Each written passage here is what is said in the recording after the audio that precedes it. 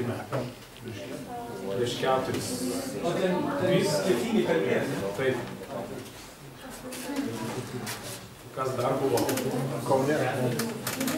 Ten kada kalbėjęs buvo. 4 lektoriai. Nes tema, kurią paliesiu truputį, tuomet ten daug laiko nebuvo. Ten įvyko nesusipratimas, negalėjom pilnai pasidalinti, tai todėl ir klausiu, nes ta tema bus, kurią aš ten pradėjau kalbėti. Bet čia aš nenoriu vien tik aš kalbėti, o noriu, kad mes diskutuotume. Noriu paklausti, kaip jums patogiau, ar kelt ranką ir klausti, ar užrašyti klausimus ant lapelio. Kelt ranką. Gerai, tai diskutuosim kartu. Jo, gal jaunesni jo nori rašyti, gal jiems patogiau. Ar kas nors nori rašyti? Klausimą klausimą.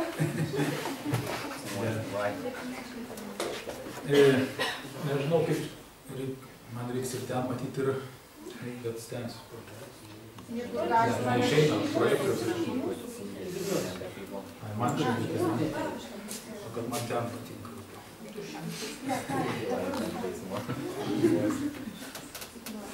Gerai, tai galbūt pirmiausia prieš pradedant turit klausimų iš pirmos dalies. Atsiprašau, jeigu buvo per ilgai, sakė, kad pavargot, ne?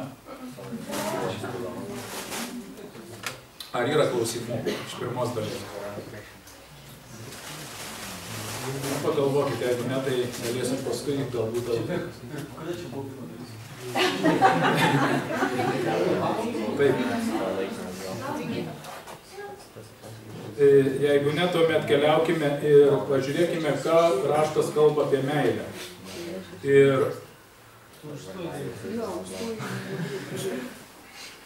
Gerai. Čia pasidėsiu. Kalbant šiandien apie meilę, kokius žodžius jūs žinot?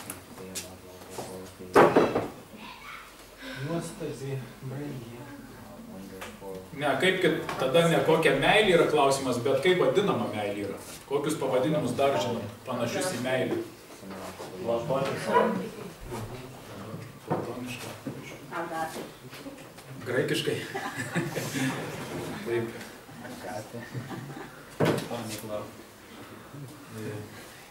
Žinai, ką man tada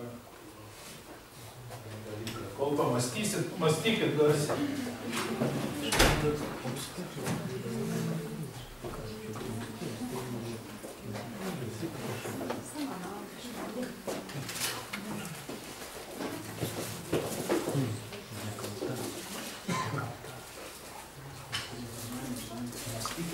Nežiūrėkit į mane, mąstykit, kokiais žodžiais šiandien žmonės sako kitais, kad aš tave myliu, pavyzdžiui, arba...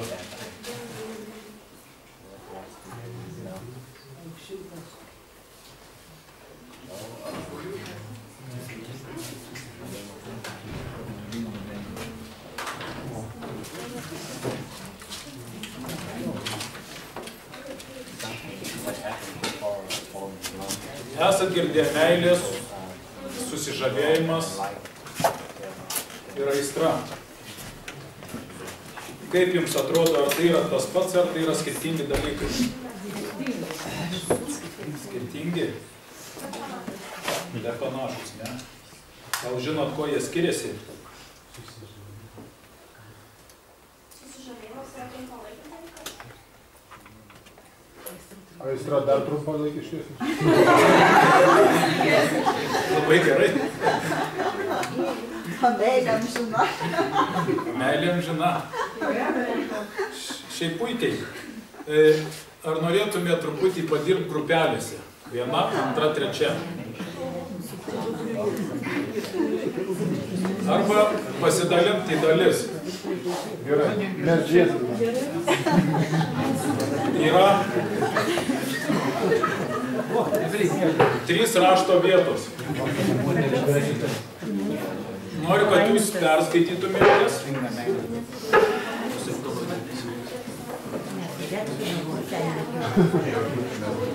Gerai, padarom tai po dvi, ne, eilės. Atsisukat gal į, kaip čia. Jūs į anos atsisukat, jūs į šitus ir tai po dvi eilės.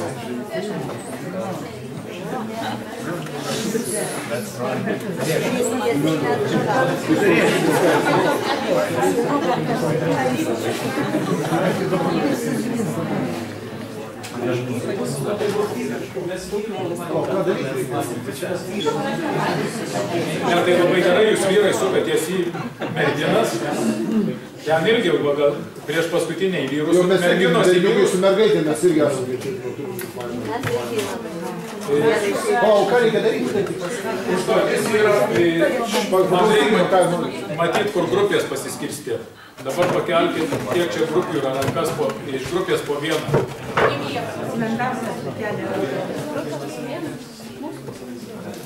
Čia viena bus, ne? Čia antra. Ten trečia, čia ketvirta, tai penkta jūs.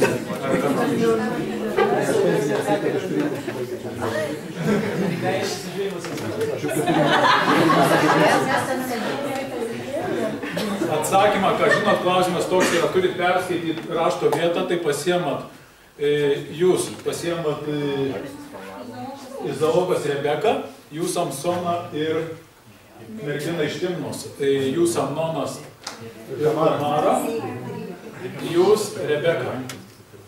Markai, paskaityk. Samuelio 13. Antras Samuelio 13. Jūs čia atskirai būsit, ne? Gerai, paklausykime. Jūs čia kas viena, ne? Jūs tuomet Amnonas ir Tamara, o jūs Samsonas.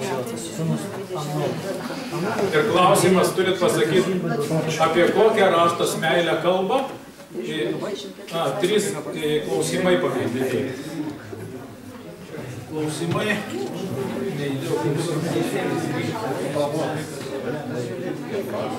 Klausimai du yra.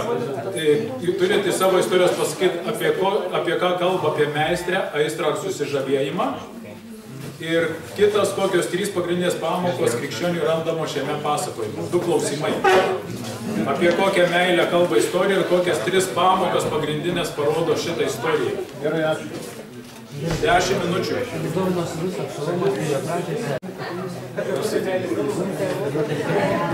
Šita istorija kalba apie tikrą meilę, ne?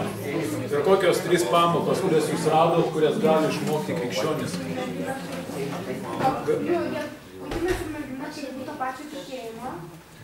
Girdit visi, ką sako? Jo. Abu savo laisvą valią. Jo, neturi būti prievartos ir mergina turėtų būti siena ir padori. Siena, kaip tu? Siena. Tokios išorės kaip siena. Norit paaiškinti? Jeigu moteris nori paaiškinti, viskas aišku. Matai, šumaris irgi ką. Matai, pasipaaiškinti. Čia kauniečių kalba. Paskiau gausit. Giesmių giesmė 8 skyrių, jeigu paskaitysit, rasit atsakymą, kad mergina gali būti dviejų tipų. Ten prašyta, mergina gali būti siena arba durys. Žinot, koks skirtumas? Durys įeini, siena atsitrenkia. Taip ir giesmių giesmėj mergina, jinai apie save sako, kas aš esu, pamenat?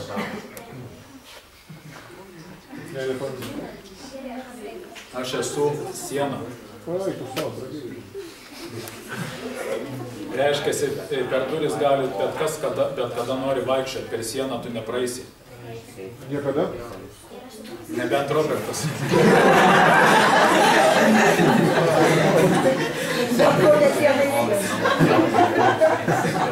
Gerai, tai pirma pamoka dar pakartojame trumpai.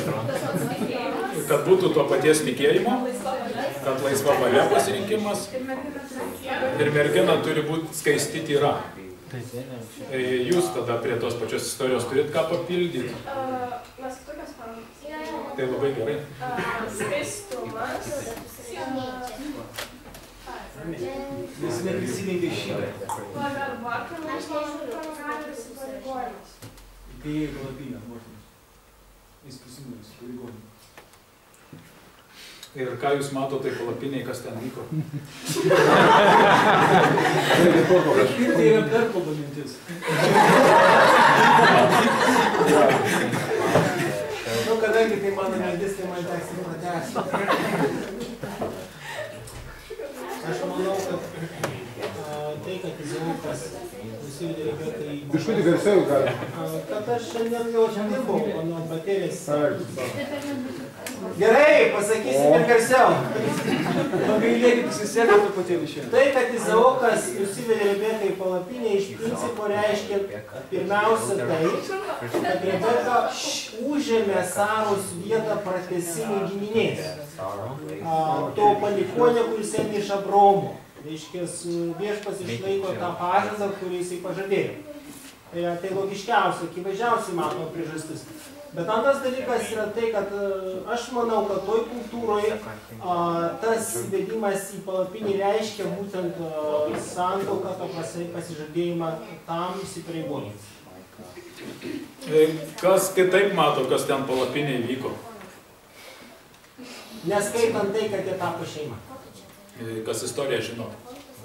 Iš tikrųjų, pirma pusė ta dvasinė yra, tai yra Sara, su Abromu su Sara buvo pažadėta pažado sūnus, jūs žinot, sūnus Izaukas, vėliau Jokūbas. Bet daugelis galvoja, kad palapinė tai yra, ką šiandien daro paprastai, kai vaikinas mergina vedasi į palapinę.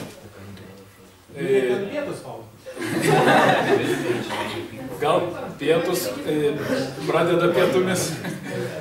Bet toj kultūroje tuo metu atsivesti tai, kad Izaukas atsivedė Sarą į... Čia vaikinai klausykit, merginos neklausykit. Izaukas atsivedė Sarą tuo metu kultūroje... Rebeka. Rebeka atsivedė, tai parodo, kad ne šiaip savo jisai norėjo vesti moterį, bet jis ją atvedė į savo motinos palapinę. Tai jeigu jis būtų, tarkim, karalius, turėtų būtų princas ir jo motina būtų mirus, jeigu kalbėtume apie Dovydo jau laikmetį, kada buvo jau karaliai, sostai, būtų pasakyta taip, Izaukas, kada pamatė Rebeką, pasodino ją į savo motinos sostą ir padarė karalienę. Ir ką jis vedė po to? Karalienę. Girdit vyrai, kaip reikia elgtis su būsima vaikinai žmona. Pirmiausia, padaryti karalienę. Ir tuomet, jeigu jūs norit vesti karalienę, tai jos neatsiranda šiaip savo, jas reikia padaryti karalienę. Jeigu jie nori būti karaliais, tai jie turi tada padaryti moterį karalienę. A jeigu jie nori būti paprasti, tai jie paprastos moters pakanka. Bet jeigu tu vedėjai karalienę, kas tu tuomet esi? Karalius. Iš kur žinai? Pasakais, nežįstais, jis sako, ką daryti, sąskaita tuščia. Labai geras klausimas, ar galvot padaryti karalienę reikia turėti milijoną sąskaitoj? Nu, tada ir reikėjo porą apyrankių auksinių, tada yra gabaliuką. Padaryti karalienę, tai pirmiausia yra pagarba. Išmokti gerbti, aukotis, dalintis. Tai yra ne apie materialų dalyką kalbama, tai kalbama, kaip tu elgiesi su moterimi apskritai. Ir pagalvokit, vyrai, ar elgiantis su moterim tau reikia būtinai turėti kišenį milijoną?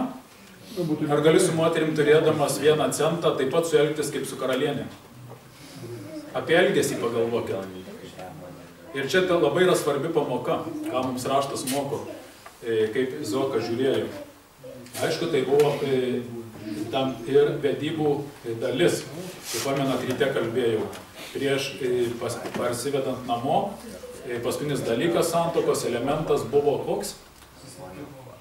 Ne, uždėta antspauda. Ir tas antspaudas buvo lytinė sąjunga. Gerai, pažiūrėkim dabar tuomet, kokias aš 3 pamokas radau. Tikros meilės pavyzdys. Pirmiausia, kaip ir paminėjo, tikintysis Dievu negali pradėti rimtų ir įsipareigojančių santykių su netikinčiu žmogumi. Bet priešingai gyvenimo draugo turi ieškoti tik savo tikinčiųjų darbo. Tokia yra Dievo valia. Ir šita Dievo valia nebuvo tik Senam testamente, jinai liko Naujam testamente ir iki pat Jėzaus ateimo dienos. Taip? Čia iš savo tikinčių radot, tai konkrečiai iš savo bažnyčios ar... Mes adventistai tikim, kad iš mūsų bažnyčios, todėl kad, aišku, jeigu atsitinka taip, kad jau ne iš bažnyčios, tai kad jis tikintis, bet adventizmas šiek tiek skiriasi nuo kitų bažnyčių tikėjimo, nes adventizmas apskritai paliečia visą gyvenimo būdą, visas sferas. Kitur yra tiki, bet tu gyvenime tau daug ko nereikia keisti. Nu, pagrindiniai dalykai tai yra nevok, nepaleistuvau, neliūdį neteisingai kaip yra, negeis ten, nors visi keičia mane. Bet adventizmas eina toliau už viso šito. Tai ir įpročiai, ir, sakykime, mityba ir vaikų auklėjimas, labai daug dalykų, tai yra gyvenimo būdas, kuris daug platesnis negu 10 Dievo įsakymų. Ir vien tai, kad kitas tikintis, sakykime, baptistas, ar jisai yra katalikas, tegu bus, iškyla labai daug skirtumų, kurių neina įspręstų derinimų. Galiausiai šapas jau labai daug keičia. Na gerai, Deividai, bet jeigu tas jisai įtiki, daleiskim, vyras, ta prasme, ne vyras, bet draugas. Į ką? Ta prasme, adventistų tampa pasikrikštyje. Prieš vestuvės, prieš viskas tokius. Arba mergina tapo baptistai. Arba... Bent jau pasakysiu taip, kiek aš nuo mūsų bažnyčioje, jeigu vaikinas ar mergina, buvo tokiu atveju, teko konsultuoti ir su tok netgi, labai įsimylė ir dėl to sutinka tapti tikinčiu ir tapti adventistų. Tai iš jų apie 90% jau įsiskyrė. Todėl, kad anam, kuris tapo tikinčiu, pavargo būti tikinčiu. Nes jis atėjo, tapo tikinčiu ne dėl Dievo, kad jį pašaukė, ne dėl to, kad jis suvokė, kad jam reikia išgelbėjimo, bet jis labai norėjo būti su šitu žmogumi. Ir šitos pas mus bent jau Lietuvoje, ir ne tik Lietuvoje, Rusijoje, kas mūsų išvyksta, nelabai įsilaiko tokiu pagrindu sukurtos santuokos. Taip, kad neseniai aš turėjau vieną porą, kur mergina susipažino netikinti.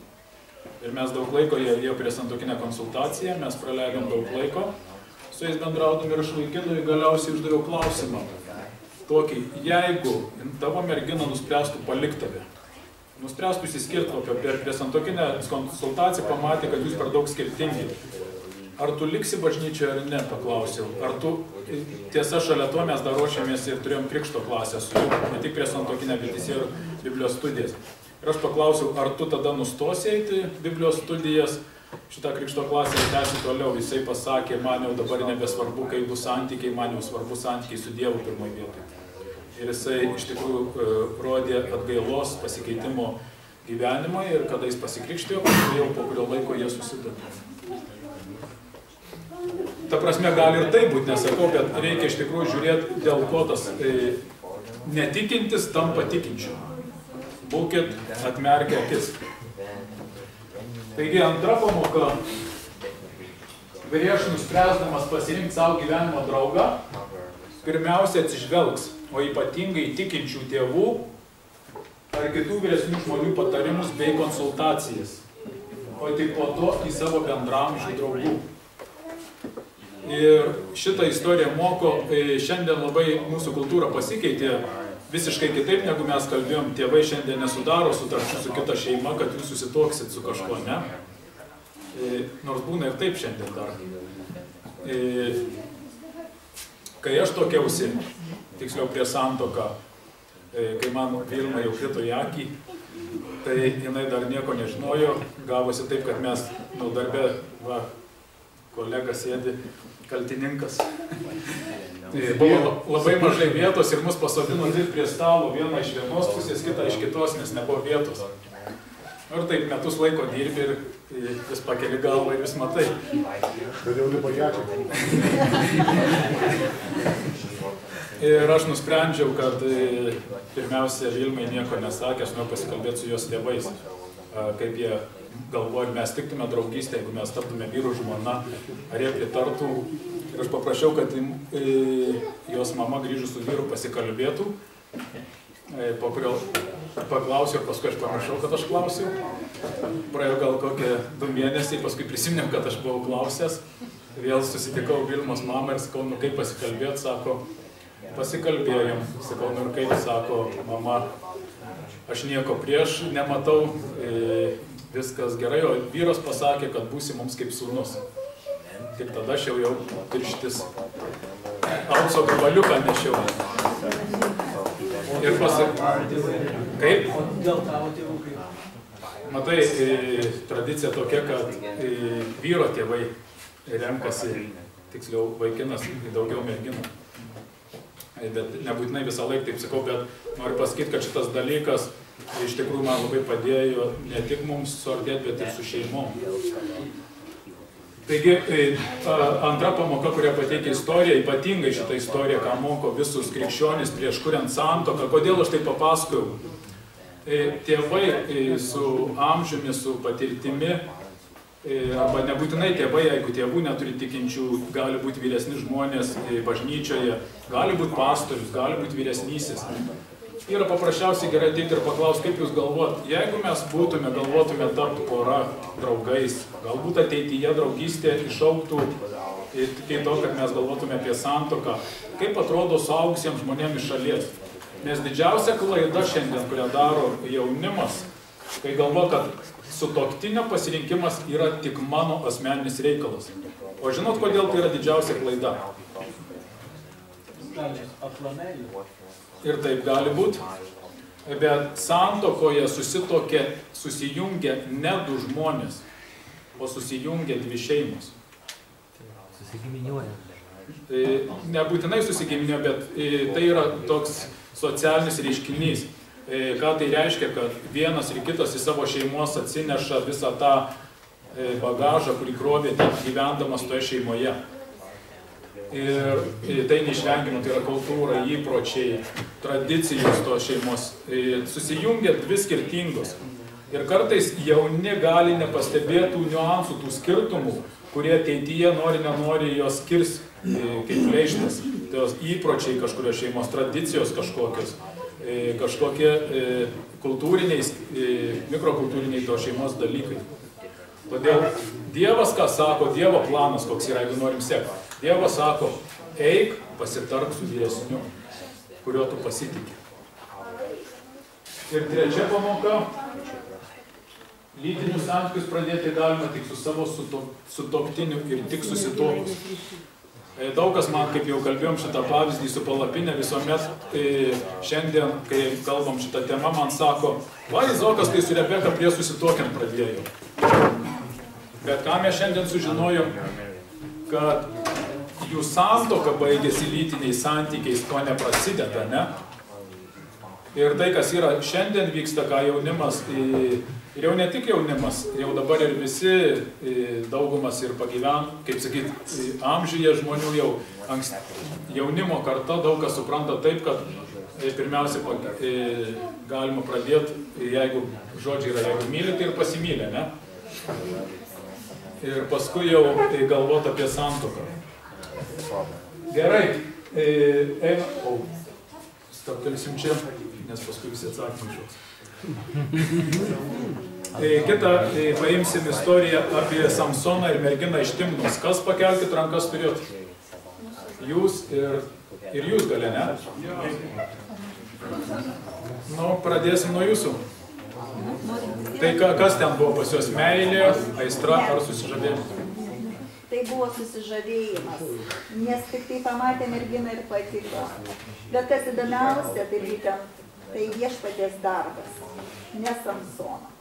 Nes tai buvo santykiai tarp Izraelio ir Filistinų, šita santuoka būtent tai ir parodė, kokie paprasčiausiai pamatė, pakalbėjo, patiko, tapo saldu Izraeliai, žiūrint į tuos Filistinus.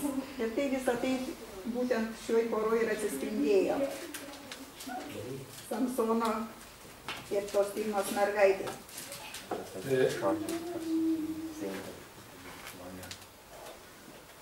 Ir čia yra išimtis, būtent prieš tai, ką tu ten dėstei.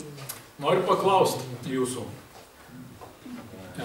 Jūs sakot, kad jo susižavėjimas šita mergina buvo atėjus ne iš Samsono žavesio moterimis, bet viešpats sukėlė tą žavesį.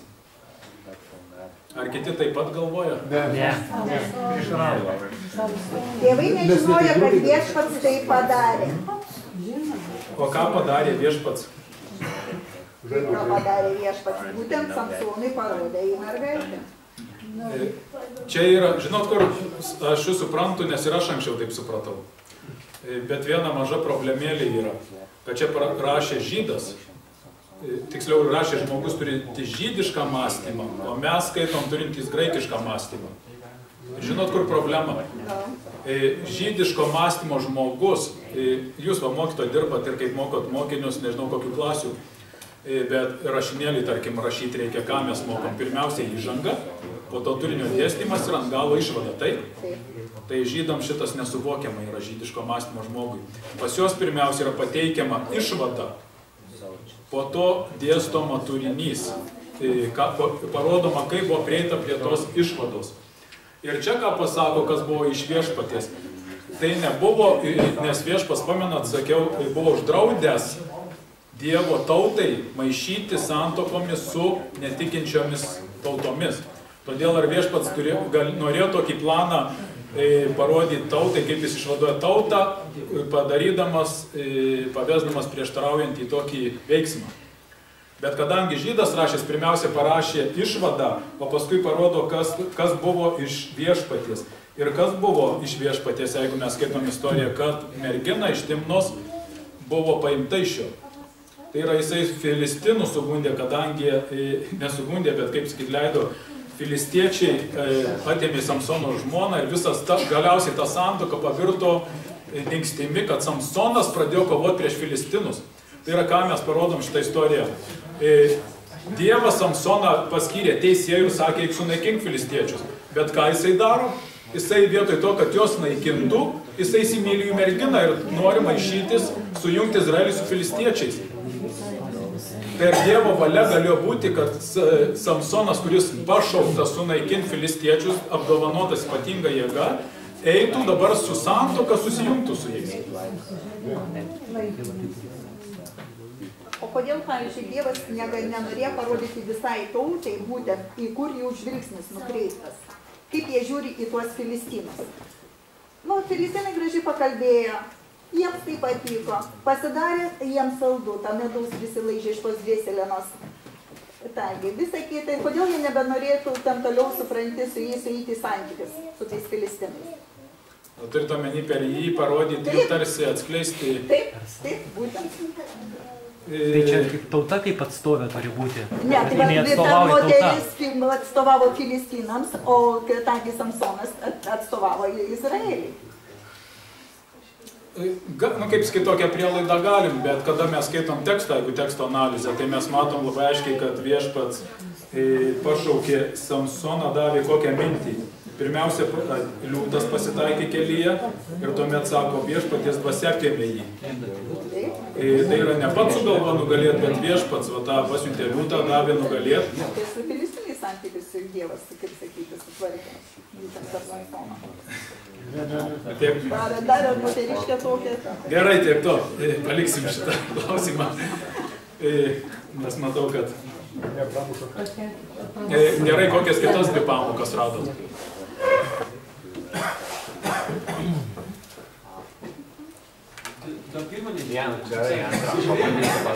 Ne, pirmas sakė, kad... teisingai. Tuoj sakė, tuoj, bet... Lukas jau tuoj. Žmogus Matthew sugalvoja, kad jeigu tu net neseki Dievo kelio, Dievas vis tiek gali tai pasukti ir parodyti tą savo tikslą. Vis tiek tą žmogų panaudos. Tai nebuvo pagal Dievo valią, kad jis mylėjo, susižavėjo tame gyvenime.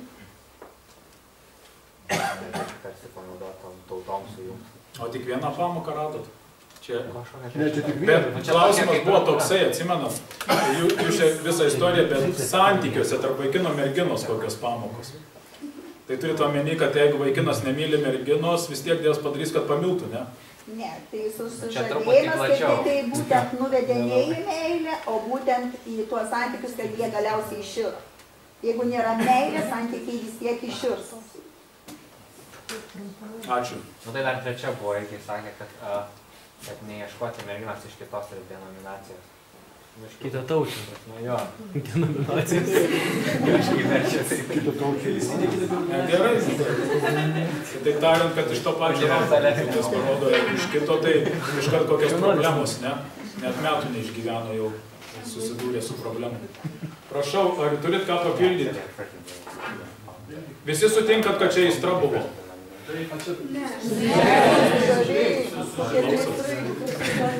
visi sutinkat? Prašau, prašau. Neaiškus truputėlį atsakymas buvo, kad jeigu tu myli, tai tu santykių neišyra, ne? Santykių neišyra. Ne, jeigu tai tik tai susižavėjimas, santykiai būtinai iširs. Nes nėra meilės. Taip. Susižavėjimas nekelia meilės. Negali santuokos statyti vien ant susižavėjimo. Ir tai galioja nesusikalbėsim taip pat. Nu, žinoma, jeigu tu Susimetusim sirdį. Ne, čia kalba, tarkim, kad žmonės tokiasi dėl to, kad jie susižavėjo vienas kitu, bet taip ir nepažino tikros meilės. Ir sako, kad tokia santuoka neturi ateities. Tai yra labai gera pamoka krikščionių.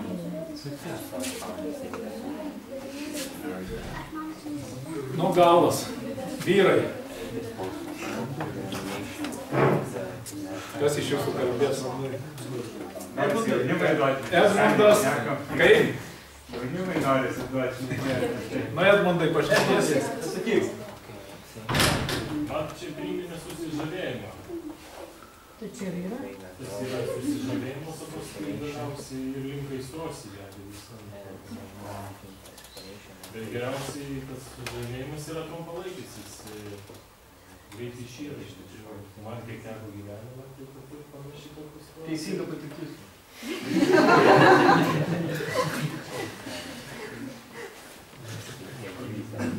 Nu, o dar pamokų kokį pridėsit? Dar toliau paskaitėm į priekį, kad tokie santykiai sužavėjimas ir aistra veda prie išdavystės ir kažkokio tokio porkijos, kuris išardo. Tai nėra jokio tokio pamato. Labai gerai pastebėt. Ir ta pati, netgi šitos meilės, kaip sakysim, tarp vyro žmonos nebuvo šitose, tarp vyro ir moters, kad turėtų būti šituo atveju panašu, kad nebuvo šitai. Tai buvo tik tai susižavėjimas, patiko moteris, kaip pasakyta, pasišnekėjo ir jinai patiko. O kitas dalykas, jisai sumanė tuoktis, tai kaip ir aistra, bet kad būtų tokia meilė, bent jau elementari, kokia kyla tarp vyro moteris, tai nėra, nes ten jokio atlaidumo nėra. Jisai supyko ant savo žmonos tą pačią dieną, kai jinai išdavė, įsiskyrė santykius. Tai rodo jų visišką, paviršutiniškumą, trapumą. Tai va, tai iš viešpaties buvo, ne kad nieko iš tos santuokos neišeitų. Ir kad tai taptų pykčių Samsonui, nes kitaip jisai niekaip negalėjo vykdyti Dievo valios, kam buvo pašauktas. Tai gal šitas ir buvo, kas sako Lina, kad jeigu matė, kad jisai per daug toks atsipalaidavęs Samsonas nevykdo Dievo valios dėl Filistinų, tai jisai daleido tą įsivėt mergelę, kad sukeltų nepykti, nes kitaip jis negalėjo. Gal jis tai ir šviestis gali būti irgi. Čia tiksliau vienas dalykas yra sakyti Dievo valia, tai buvo ir Dievas tai suplanavo, kitas sakyti Dievas leido tam vykti, todėl kad Samsonas vienaip ar kitaip jo neklausė. Bet ką Dievas parodo, jisai savo, yra to apreiškimų knygoje net parašyta, Dievas įkvėpė jo priešus įvykdyti valią. Tai yra kitaip, ką matom, Dievo valia bus įvykdyta, klausimas tik toks, ar tu nori ją įvykdyti gaudamas Dievo palaiminimą, ar tu nori ją įvykdyti gaudamas Dievo prakeikimą. Pasirinkimas tavo. Pažiūrėkim, kokias aš pamokas radau.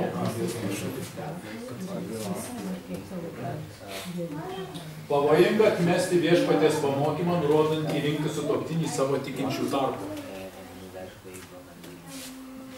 Jau šitą kalbėjom.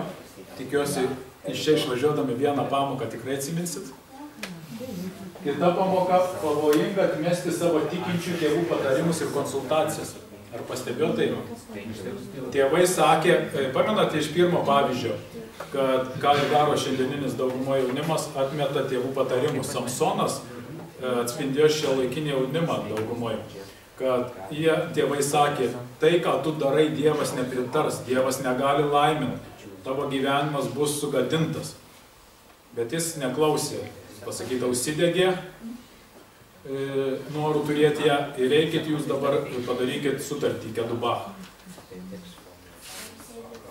Ir trečia pamoka. Pavojinga aklai pasirinkti žmogų, kuris nėra visiškai tinkamas būti tavo gyvenimo palydovu ir širdies draugu. Kiek jis pažino merginą iš Timnos?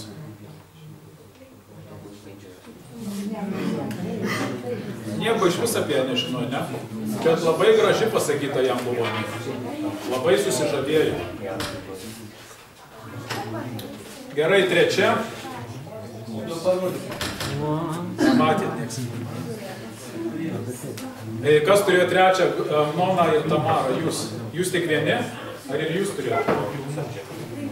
Gerai, jūs kalbėkit, Robertai, ne? Aistra. Aistra. Visi sutinkat? Taip. Ir kokias 3 pamokas atradot apie aistrą? Pirma pamoka, kada jauti, kad eina link aistros, bėk. Būtų gerai neatsisukdamas.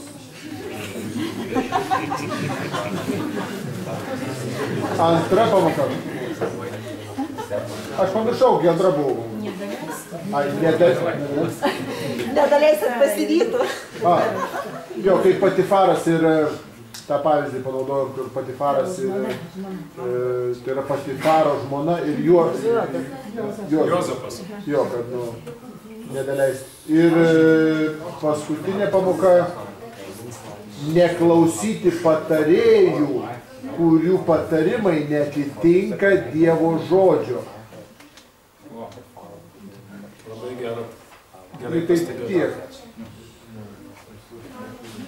Jo, ir nes nuo aistros iki neapykantos vienas žingsnis, kaip mes matome, jis lyg tai mylėjo ir tik tai ten atliko tam tikrus reikalus ir jau nebemylėjo. Prašau. Čia klausimą galiu jūs. Taip. Čia buvo pasakyta patyręs aistras bėgti iš karto. Teisingai supratau? Taip. Tai jeigu man... Ne, nepatyręs, o... Kilus aistrai, ne? Nes mes suprantam, kad jau kai tu patyrė aistrą, jau tu nebepabėgsi. Ne, tiesiog, ta prasme, tas, ką Robertas sakė, kad tai yra kai šviesoforas, yra žalia, geltona, raudona. Ta prasme, raudona per vėlų, tu jau visas. Aš turiu klausimą tokį. Jeigu aš... Mane kyla aistra mano žmonai, kada norisi intimumo. Bėk link žmonos. Bėgti link jos ar nuo jos? Aš nežinau, ne viešai tai daryti. Čia, Rimantai, čia ne per daug